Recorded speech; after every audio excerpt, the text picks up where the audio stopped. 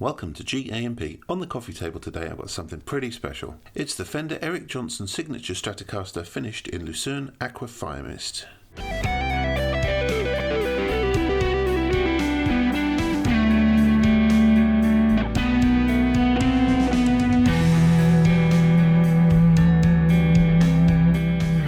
What makes this guitar special for me isn't actually Eric Johnson.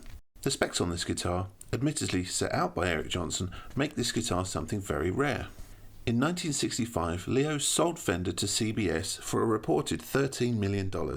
And also in 1965, examples of bound rosewood board Strats appeared for sale. I don't know whether these bound boards are from Leo's final days or the first changes made by CBS. But either way, this is a really cool variation in Fender's transitional period, and an appointment you just don't see very often from Fender today. This cost me under £2,000 new in 2022 from Guitar Guitar in the UK, and I believe this to be every bit as good as an NOS custom shop, currently costing over £3,500. I've owned several custom shop Strats, including a very nice Rory Gallagher signature, and in my opinion, the EJ is every bit as good as the team-built custom shop guitars. There's a great video on YouTube from around 2010 where Eric Johnson explains how he chose the specs for this guitar, in which he plays some of the very early production examples.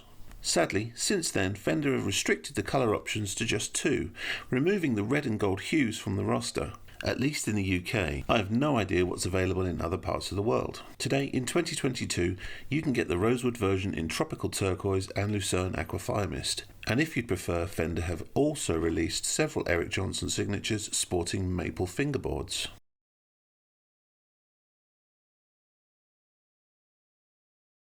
The first thing that stands out is the case. Listed as blonde with brown ends and gold interior, as with all G&G cases, the protection offered is okay, but I would never trust them on an aeroplane. They are a loose fit at best, and unfortunately there's no Eric Johnson logo or signature on the case. The case candy is where things get a little bit more interesting. There's an ashtray cover, coiled cable, and Fender branded woven strap. The website states that it's a Levy's strap, so maybe Levy's make them for Fender, but I can't confirm that either way.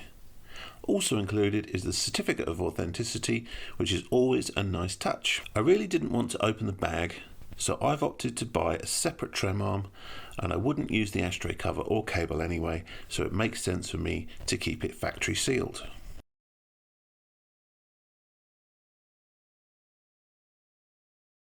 It's fair to say this guitar is heavily inspired by a 57 Strat.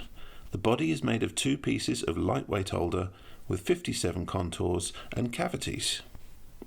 The neck has a 57 soft V shape, as well as 57 style string recesses in the tremolo block. However, as with the 65 style binding, the rest of the guitar is made up of an almost mishmash of appointments. All old Strats left the factory with 7.5-inch radius boards and tiny little frets, which for me makes playing them quite hard, especially when compared to those with larger frets and flatter boards. At the end of the day, it is personal preference, and I like 9.5 to 12-inch fingerboards, as they are commonly found on the modern Fender Strats and Gibson Les Pauls I grew up playing.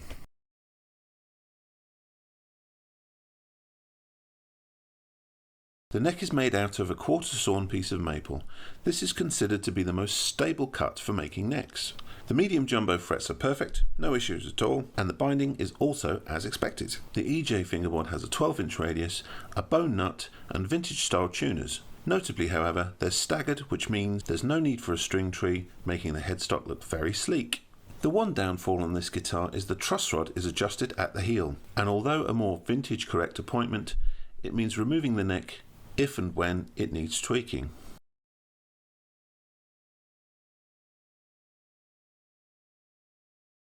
Although I haven't weighed the body alone, the whole guitar weighs 3.53 kilos, or roughly 7 pounds 12 ounces, which in my mind is neither heavy nor particularly light. As already mentioned, the cavities are 57 style single coil routes, and what I hadn't noticed initially is the 3-ply 8-hole guard. I've read that Fender used single-ply 8-hole guards until 1959, when they switched to a more warp-resistant 11-hole 3-ply plastic. If that information is accurate, then this guard is a bit of an anomaly, again adding to the whole mishmash vibe I'm getting from this instrument.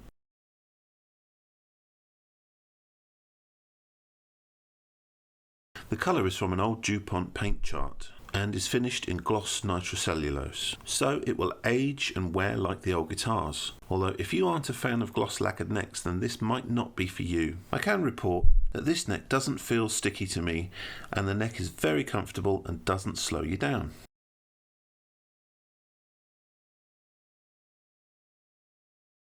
The bridge comes decked to the body with all 5 springs holding it down.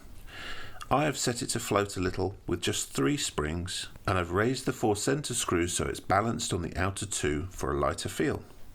However, these springs seem stiffer than those you would find in an American Standard or Pro Strat. As far as I can tell, the bridge is the same as the vintage American ones. The trem arm I bought as a replacement is also an American vintage one, and it fits perfectly. The trem block is different though, in that it's painted silver for some unknown and inexplicable reason. Perhaps it's EJ's proprietary tone paint. Either way, it is very stable for light use, although this type of bridge is not meant for Floyd style use and will go out of tune after heavy dive bombs.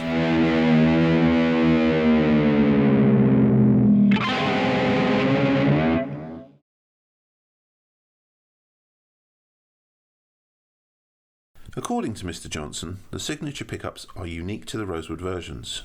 This could be confirmed by the product codes on Fender's spec sheet, as the Maple guitar's pickups are listed with different codes. I also suspect that the aftermarket signature set are not the same as either, but I can't confirm this. Overall though, listening to all the signature guitars on YouTube, the Maple ones don't sound any different to the Rosewood ones. I guess my ears aren't as acute to the differences as others might be. With that said, let's have a listen to the guitar. Don't worry, I'm not going to attempt to play Cliffs of Dover. Let me know what you think of the guitar in the comments below. If you've enjoyed the video so far, please click like and consider subscribing.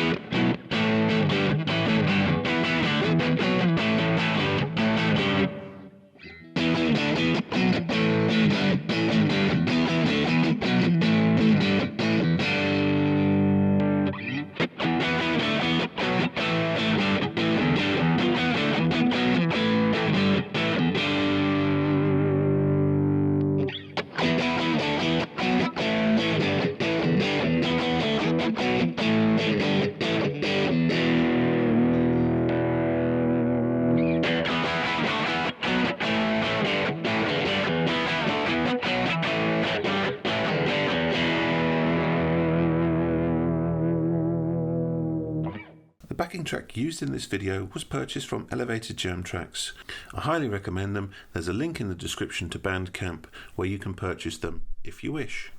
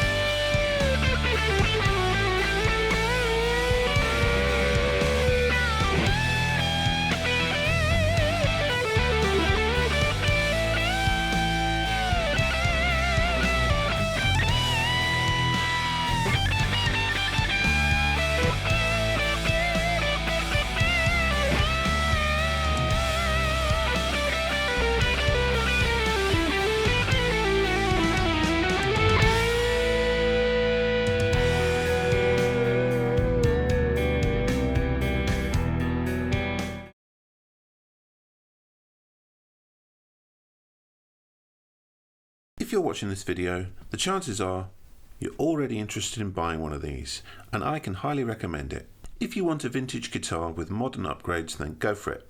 It's worth every penny, especially for the aesthetics and playability. Your choices from Fender are often between modern or vintage, and this is probably the very best of both. Furthermore, it's kind of affordable when you consider its specs. It costs a little more than an American original and a lot less than a custom shop, and it has a very custom shop feel and vibe. I do wish the other colours were still an option, but the Lucerne Aqua Firemist is stunning in my opinion. I love that Eric Johnson collaborated with Fender on this, otherwise these specs might never have existed on the same guitar, and I've wanted one ever since they were first released.